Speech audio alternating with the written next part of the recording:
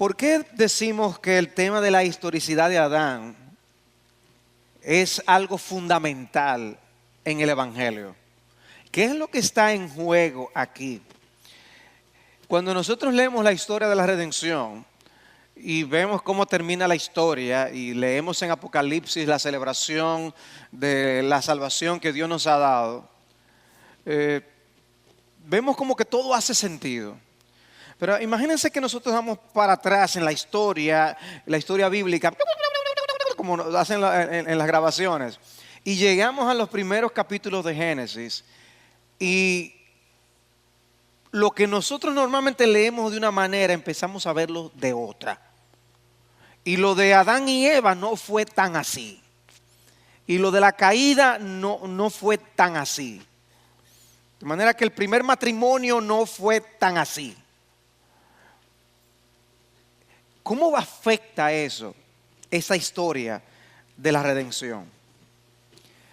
El libro que contiene la introducción de la trama de la redención, cuando estamos estudiando este libro por libro, la escritura, y viendo la unidad que hay entre cada uno de los libros bíblicos y cómo nos conducen con un hilo conector a una idea, cuando nosotros leemos la introducción de esa trama, nos encontramos con el libro de Génesis. Y Génesis nos plantea inmediatamente la creación y de manera especial la creación del hombre.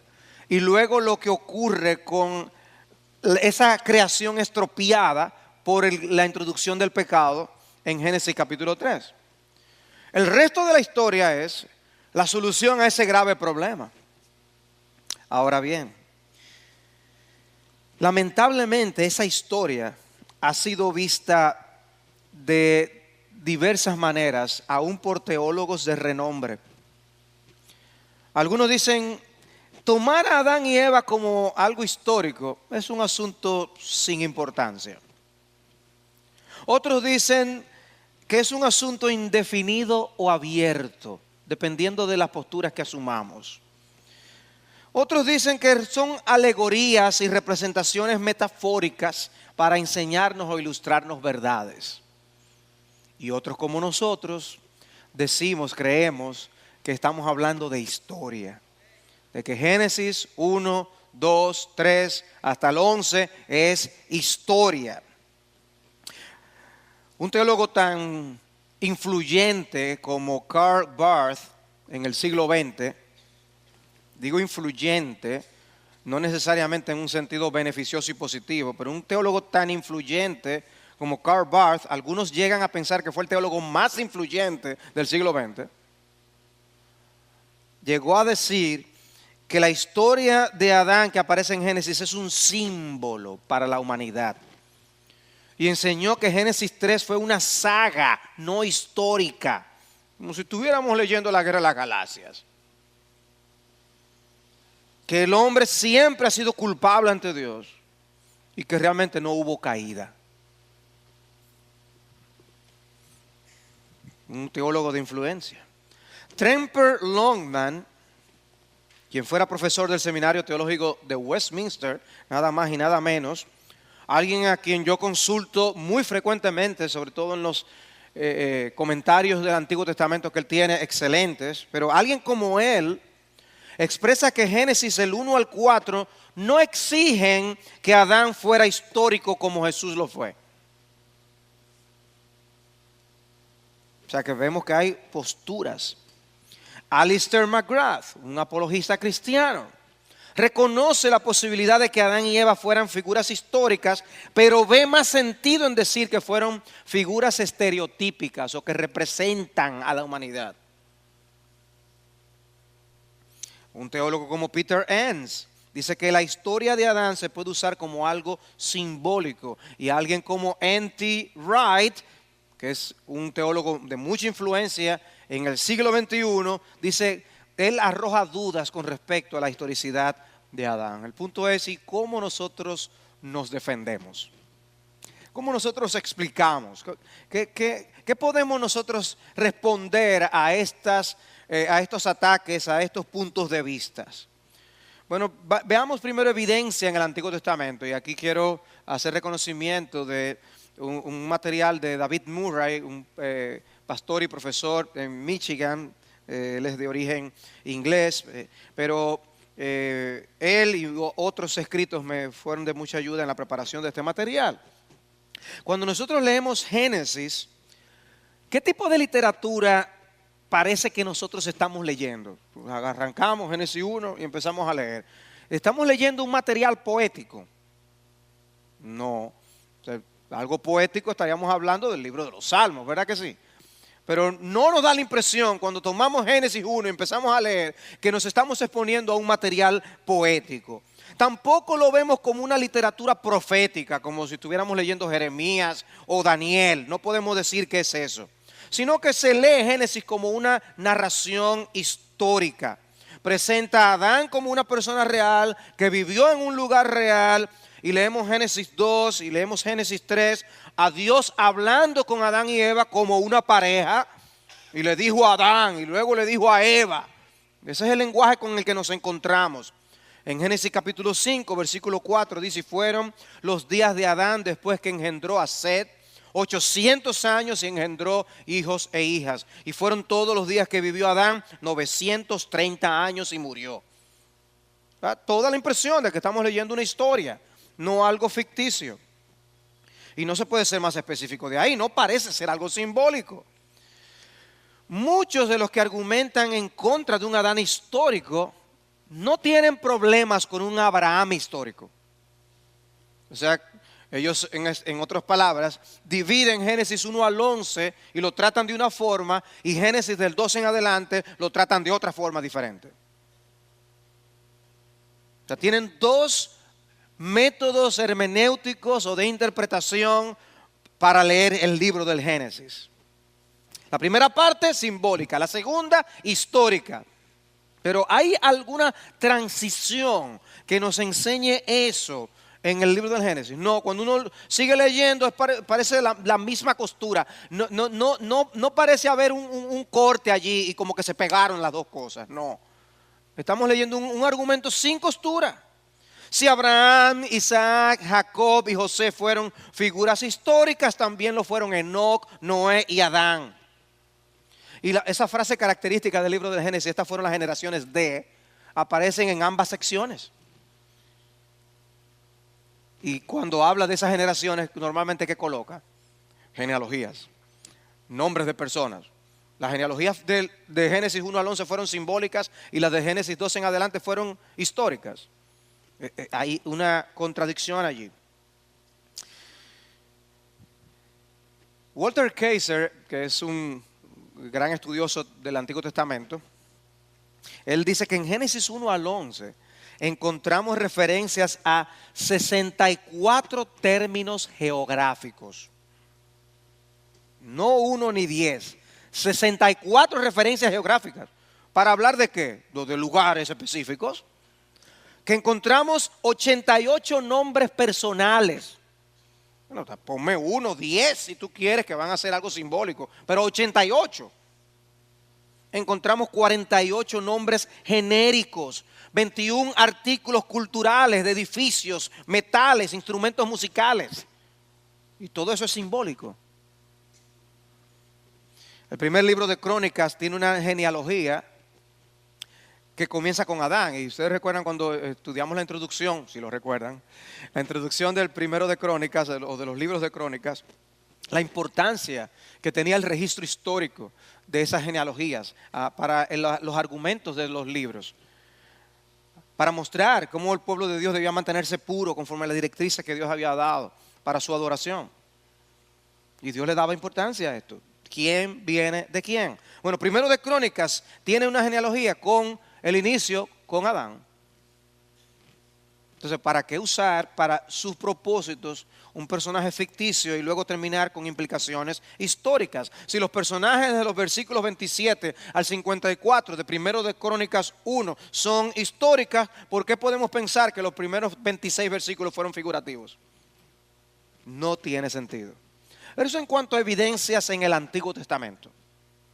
Pero veamos ahora evidencias en el Nuevo Testamento. Y el primer texto que quiero que veamos es Mateo capítulo 19. ¿Quién está hablando en Mateo capítulo 19? Nuestro Señor Jesucristo. ¿Cuál es el tema que Él está tratando allí? El tema del divorcio. Y Él dice, dice el texto, vinieron a Él los fariseos tentándole y diciendo, ¿es lícito al hombre repudiar a su mujer por cualquier causa? Él respondiendo les dijo, ¿no habéis leído que el que los hizo al principio, varón y hembra, los hizo? El que los hizo al principio, varón y hembra, los hizo. No habla de figurativo, nada. Y luego dice, y dijo, por esto el hombre dejará padre y madre y se unirá a su mujer y los dos serán una sola carne. Así que ya no son más dos, sino una sola carne. Por tanto, lo que Dios juntó, no lo separa el hombre. Le dijeron, ¿por qué pues mandó Moisés dar carta de divorcio y repudiarla? Él les dijo, por la dureza de vuestro corazón, Moisés os permitió repudiar a vuestras mujeres, mas al principio no fue así. ¿Les parece estar hablando de algo figurativo, de una parábola, de una ilustración? Y entonces concluye, y yo os digo que cualquiera que repudia a su mujer, salvo por causa de fornicación, y se casa con otra adultera, y el que se casa con la repudiada adultera, basa términos morales muy importantes en el evento histórico de la creación del hombre y de la mujer. Eso es lo que está haciendo el Señor. Entonces, estaba Jesús estableciendo un punto basado en cosas que no existieron. Porque si decimos así, eso coloca un punto de interrogación, un signo de interrogación sobre nuestro Señor Jesucristo en la manera como Él mismo trata las Escrituras. ¿Cómo veía Cristo las Escrituras del Antiguo Testamento y cómo veía las Escrituras de Génesis de manera particular? Cuando veamos a Génesis capítulo 3, encontramos la genealogía de nuestro Señor. Esas genealogías que aparecen del Señor en Mateo y en Lucas, tienen un propósito. Tienen que demostrar o que Él es descendiente real, descendiente legalmente de José, y por lo tanto Él viene de David, de la línea davídica. Él es ese que va a sentarse en el trono de David por los siglos de los siglos. Él es un verdadero descendiente del hombre y por lo tanto representante del hombre, o Él no lo es. Bueno, en Lucas 3:38 dice, hijo de Enos, hijo de Set, hijo de Adán, hijo de Dios. Si eso es figurativo, ¿cuál es la idea de esto? ¿Y por qué mezclar personajes figurativos con personajes reales? No tiene sentido. Y Lucas era un historiador. Lucas investigaba los hechos bien antes de plasmarlos y ponerlos por escrito. La genealogía del Señor es rastreada por él hasta Adán mismo. ¿Qué sentido tendría él como un personaje, como un historiador, de mezclar mitos con historia? Tendríamos entonces en entredicho la fidelidad de Lucas como un investigador. ¿Cometería él un descuido de esa naturaleza? Otro texto, Hechos 17, en el versículo 26. Pablo está allí predicando y declara, y de una sangre ha hecho todo el linaje de los hombres para que habiten sobre toda la faz de la tierra, y les ha prefijado el orden de los tiempos y los límites de su habitación. ¿Sí? Pablo está confrontando a las personas con el evangelio. Y para hacerlo él no está simplemente recurriendo a mitos para luego recaer en la realidad de que Jesús ciertamente murió y resucitó y ascendió a los cielos. No, él estaba basándose en hechos reales. Y él dice que de una sangre él ha hecho a todo el linaje de los hombres. Y nosotros somos criaturas suyas, a él daremos cuentas, hay un juez y nosotros hemos pecado contra él y necesitamos al Salvador que él ha enviado. Ese es el argumento de Pablo. Y de hecho, Génesis 3:20 dice que Eva fue la madre de todos los vivientes, que concuerda con esa declaración del apóstol Pablo. Pero sin dudas, el texto más importante para nosotros tratar este tema en el Nuevo Testamento es Romanos capítulo 5. Abran sus Biblias en Romanos capítulo 5. Y el texto que va de los versículos 12 al 21. Romanos 5, 12 al 21. Recordamos, Pablo está escribiendo a un seminario teológico que había allí en Roma. ¿Es así? No, Pablo está escribiéndole a una iglesia. Y oigan, ¿qué le escribe Pablo a una iglesia? Romanos 5:12. Por tanto, como el pecado entró en el mundo por un hombre, y por el pecado la muerte, así la muerte pasó a todos los hombres por cuanto todos pecaron. Pues antes de la ley había pecado en el mundo, pero donde no hay ley no se inculpa de pecado. No obstante, reinó la muerte desde Adán hasta Moisés, aun en los que no pecaron de la manera de la transgresión de Adán, el cual es figura del que había de venir. Y me excusan que no estoy citando la Biblia de las Américas, como hemos dicho aquí, pero este texto ya lo tenía así, no lo podía ni cambiar. Pero el don no fue como la transgresión, porque si por la transgresión de aquel que uno murieron los muchos, abundaron mucho más para los muchos la gracia y el don de Dios por la gracia de un hombre, Jesucristo. Y con el don no sucede como en el caso de aquel uno que pecó, porque ciertamente el juicio vino a causa de un solo pecado para condenación, pero el don vino a causa de muchas transgresiones para justificación. Pues, si por la transgresión de uno solo reinó la muerte, mucho más reinarán en vida por uno solo, Jesucristo, los que reciben la abundancia de la gracia y del don de la justicia.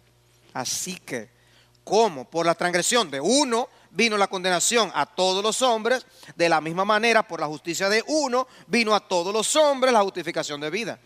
Porque así como por la desobediencia de un hombre los muchos fueron constituidos pecadores, así también por la obediencia de uno los muchos serán constituidos justos. Pero la ley se introdujo para que el pecado abundase, mas cuando el pecado abundó, sobreabundó la gracia, para que así como el pecado reinó para muerte, así también la gracia reine por la justicia para vida eterna mediante Jesucristo, Señor nuestro. Mis amados hermanos, si Adán no fue histórico, ¿cómo pudo Pablo basar este argumento del pecado de uno y de la justificación que viene por otro uno? ¿Cómo puede basar su argumentación en un contraste entre una figura mítica y un personaje histórico? Él se está refiriendo a dos hechos, dos realidades, dos personajes históricos. Uno ocurrió en Edén y el otro ocurrió en la cruz. Y las implicaciones para ambos eventos tienen que estar basadas en bases similares. Si no, el argumento se destruye. Y vean cómo él le dedica espacio a demostrar su argumento. ¿Por qué? Porque la doctrina de la justificación por la fe permanece en pie o cae en base a esa realidad. Nada más y nada menos. Se encuentra en medio de la explicación que el apóstol Pablo da sobre la doctrina de la justificación por la fe. Y observen cómo el versículo 14 hace referencia a un periodo de tiempo y lo hace citando esos dos personajes. No obstante, reinó la muerte desde Adán hasta Moisés. Moisés es histórico y Adán no. No tiene sentido. Ambos tienen que ser personajes históricos para que esto tenga una idea. ¿Va a marcar Pablo el inicio de un periodo en algo metafórico? Para luego decir, y ahora cuando entramos en la historia, no, él habla de la transgresión de Adán. Él habla de un hombre que pecó. Él no dice la transgresión de la humanidad. Él dice de Adán. El pecado de un hombre. Y enfatiza el pecado de uno. No dos. No un conjunto. Uno que representaba a la humanidad. De manera que esa singularidad de Adán es lo que da pie para que luego Pablo hable de la singularidad de Cristo en la historia de la redención. El texto no dice que Adán era figura de todos, sino que era representante de todos, que no es lo mismo, es muy diferente. Adán era un tipo de Cristo. Por eso se habla en teología de que hay un primer Adán y un segundo Adán. Dice Romanos 5:12, el pecado entró en el mundo por un hombre.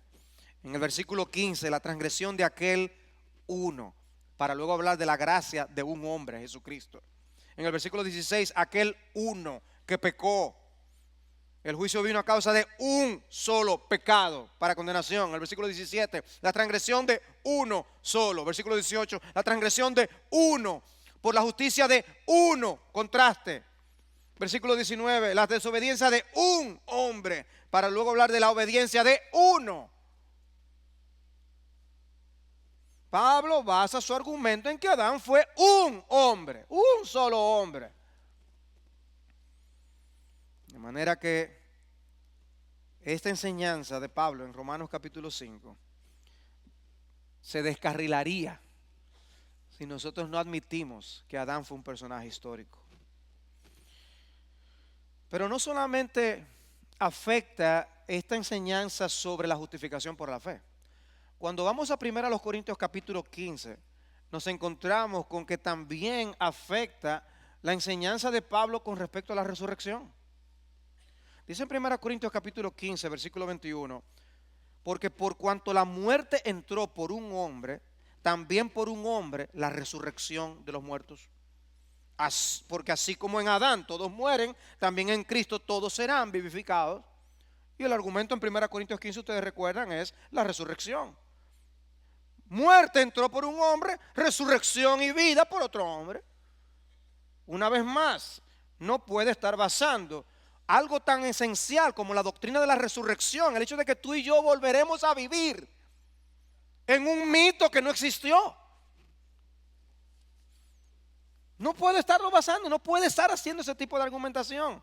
Se cae al piso. Y en ese mismo capítulo de 1 Corintios 15, en el versículo 45 dice, así también está escrito, fue hecho el primer hombre, Adán, alma viviente, el postrer Adán, espíritu vivificante. Una y lo otro en comparación. El primer hombre es de la tierra terrenal, el segundo hombre que es del Señor, del cielo.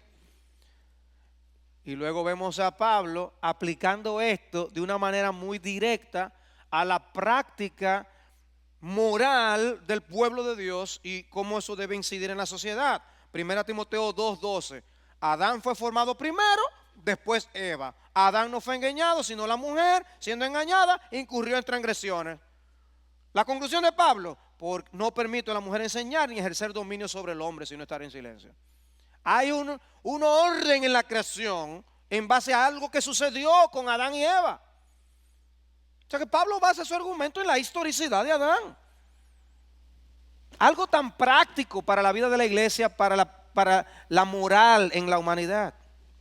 Pablo acepta, al igual que nuestro Señor Jesucristo, la narración de Génesis 3 como una narración histórica. Es historia, estamos hablando de historia. Si la historia de Génesis 1 al 3 es ficticia, las razones y los argumentos de Pablo se caen al piso. Eso sería como que nosotros todos los domingos nos vengamos aquí a predicar con un cómic. Hoy vamos a hablar de Superman y la semana que viene de Batman. Pero no estamos basándonos en mitos. Estamos hablando de la historia, lo que pasó. Interesante aún, cuando en la epístola de Judas, el autor va desarrollando su argumento, recurre a Génesis y él dice, de los falsos profetas, dice, de estos también profetizó Enoc, séptimo desde Adán, diciendo, he aquí el Señor con sus santas decenas de millares. Séptimo desde Adán, ¿de qué está hablando? De genealogía. Está haciendo ese contraste genealógico de la línea piadosa con la línea de la serpiente. Y dice, el séptimo que viene desde Adán fue Enoc. Y fue el que dijo y profetizó esto y esto y esto. Y en el libro de Génesis hay un contraste entre la primera generación, la segunda generación, Abel con Caín, la quinta generación y la séptima generación. Aparecen esos contrastes en el libro de Génesis. Es parte del propósito del libro. Y lo vemos ahora como en el Nuevo Testamento es citado como algo que realmente sucedió. Séptimo desde Adán. O sea que las genealogías del Antiguo Testamento nos está diciendo deben ser tomadas de manera literal. Literal. Ahora bien, hemos visto los argumentos del Antiguo Testamento y hemos visto los argumentos del Nuevo Testamento. Pero la gran pregunta es, ¿y cuáles son las implicaciones involucradas de este tema? ¿Qué implica el que algunos digan es histórico? No, no es histórico. Eso es un mito, eso sencillamente era un representante. No se puede tomar los primeros capítulos del Génesis al valor que aparece en la página. Tenemos que ir detrás de lo que dicen estos caracteres. Hay otro mensaje detrás. ¿Qué implicaciones hay? Porque ciertamente no son cualesquiera que están diciendo o sugiriendo que Adán no fue un personaje histórico. Estamos diciendo, como mencionamos al principio, que son hombres de relevancia, hombres influyentes en la historia, en la teología, en los seminarios, en los libros. Son hombres de influencia. Y tenemos argumentos bíblicos para mostrar. Pero ¿qué es lo que está en juego? Porque el título que hemos puesto es La historicidad de Adán, el fundamento del Evangelio. Bueno, no es un mero debate académico, amados hermanos. La historicidad de Adán es un hilo que entreteje toda la historia de las Escrituras, con su teología y con su ética. Es un hilo, amados hermanos. Si nosotros alamos ese hilo, toda la tela se va a deshacer. Y por eso su importancia. Por ejemplo, esta doctrina tiene implicaciones sobre la doctrina de las Escrituras. Sobre la doctrina de las Escrituras. El punto no es si parte de la literatura de las Escrituras puede ser de naturaleza alegórica o no, porque ciertamente hay segmentos en las Escrituras que contienen alegoría. Los profetas, las parábolas en Apocalipsis, hay mucho contenido que tiene que ser interpretado alegóricamente. Y nos advierte que es así que debe ser interpretado. Encontramos ejemplos aún en el Nuevo Testamento de cómo se interpretan algunas de estas cosas y nos da luz. El problema es decir que una parte del libro de Génesis es alegórica y la otra es histórica, porque Cristo y los apóstoles interpretaron Génesis 1 al 11 como algo histórico. Si decimos que es alegórica y ellos lo interpretaron de manera histórica, ¿qué estamos diciendo? ¿A dónde nos lleva ese razonamiento? Cristo se refirió a Adán, a Eva, a Abel, a Noé como personajes históricos. Habló del diluvio como un evento histórico que representa cómo será la segunda venida. ¿Cuál es la implicación de decir entonces que esos fueron personajes alegóricos? Tendríamos que concluir que la segunda venida también lo es. ¿Será? Los apóstoles igualmente interpretaron los primeros capítulos de Génesis como historia. Vimos la cantidad de ejemplos en el caso del apóstol Pablo. Pero imaginemos un libro como el libro de Hebreos. Hebreos 11 no tendría sentido. Mencionamos el caso de Judas en el versículo 14. Pero podemos añadir las menciones que Pedro hace de Noé. Una enseñanza vital en su segunda epístola y en algunos de los capítulos de la primera epístola. Pero no solo tiene implicaciones sobre la doctrina de las Escrituras, tiene implicaciones sobre nuestra doctrina del pecado.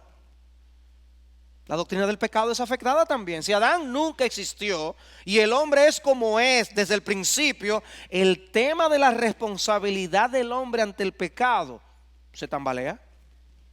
Porque recuerdan lo que decía uno de estos teólogos: no, el hombre siempre ha sido pecador delante de Dios. ¿Y quién lo hizo así? Uy, si seguimos razonando de esa manera, ¿a dónde llegamos?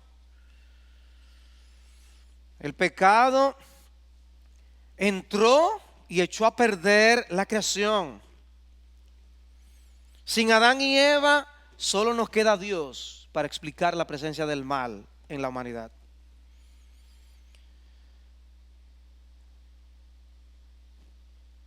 Esta enseñanza también tiene implicaciones, no solo sobre la doctrina de las Escrituras, sobre la doctrina del pecado, sino sobre nuestra doctrina de Cristo.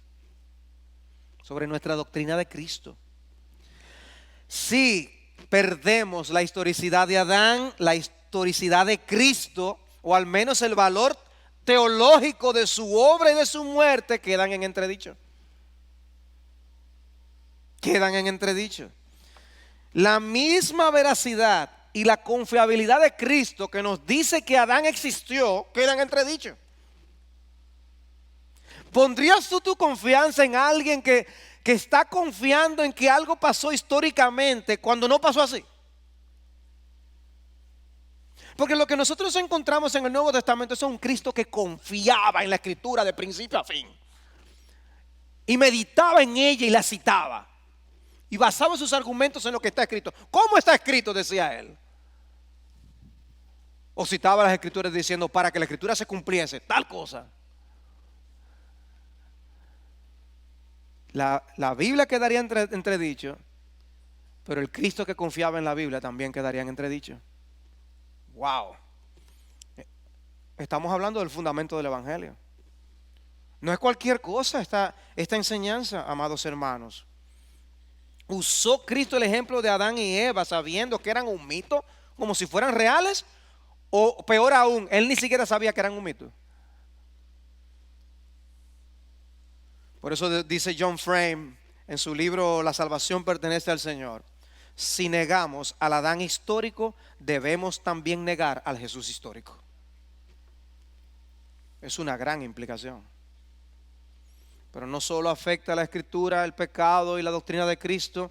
Nuestra soteriología, la doctrina de la salvación, también queda grandemente impactada. La doctrina de la salvación. Lo vemos en el texto de Romanos 5 que leíamos.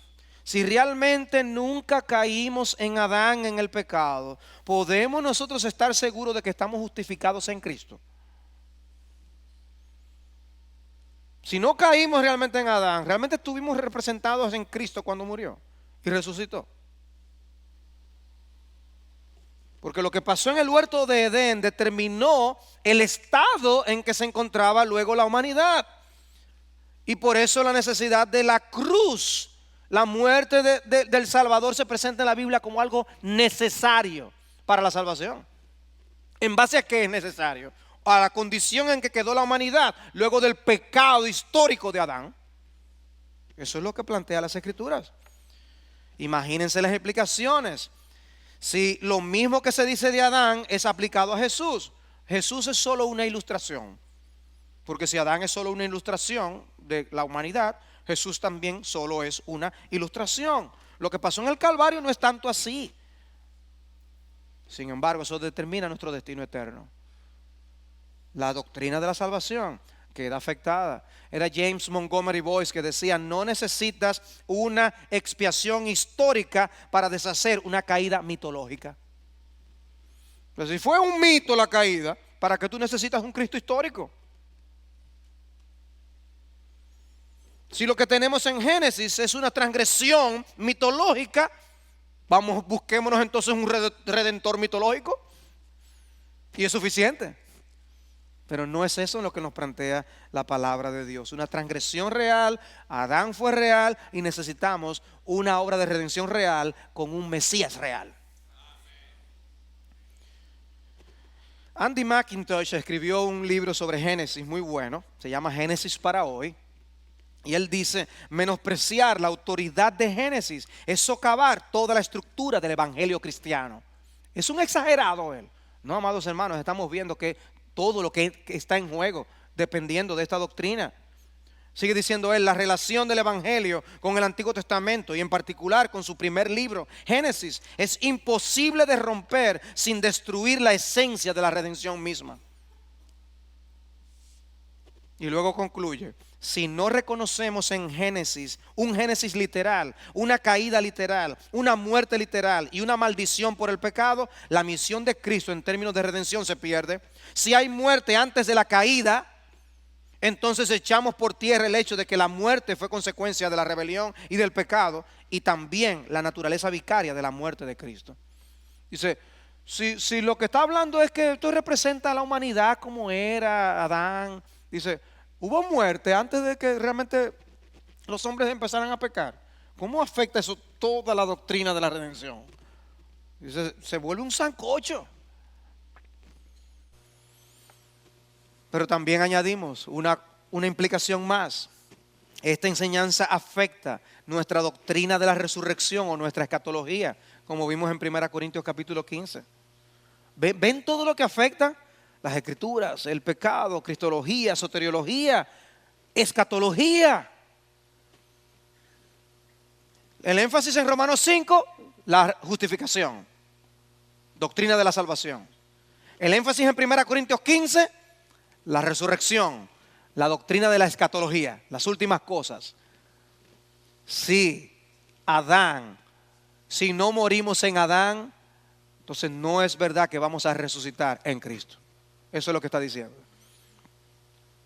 ¡Wow! ¿Cuántas cosas están en juego? O sea, podemos estar seguros de nuestra resurrección. Si lo de Adán no fue así realmente, cuando Pablo basa su argumento en eso, en 1 Corintios 15, porque primeramente os he enseñado lo que asimismo recibí, que Cristo murió por nuestros pecados conforme a las Escrituras, que fue sepultado y que resucitó al tercer día conforme a las Escrituras y que apareció a Cefas y después a los 12. Y J. Young, aquel gran expositor de las Escrituras, dice: quita a Adán y su historicidad de esos versículos de 1 Corintios 15 y todas las enseñanzas profundas de Pablo se caen por la borda. Y finalmente, esta enseñanza también afecta a nuestra teología práctica.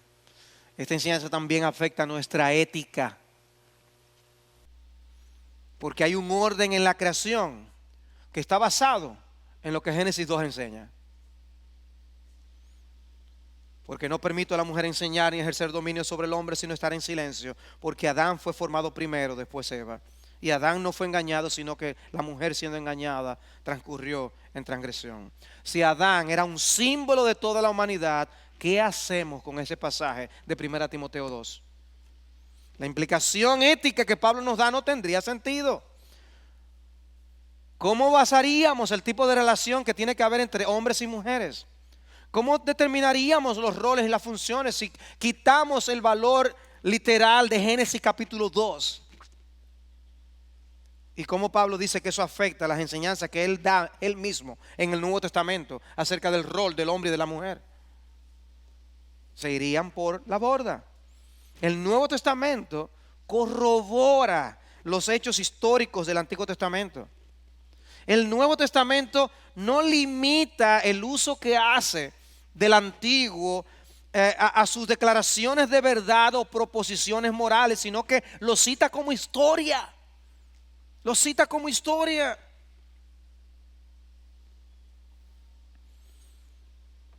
Hermanos, la Biblia es la palabra de Dios. Y eso nos llena de gran confianza.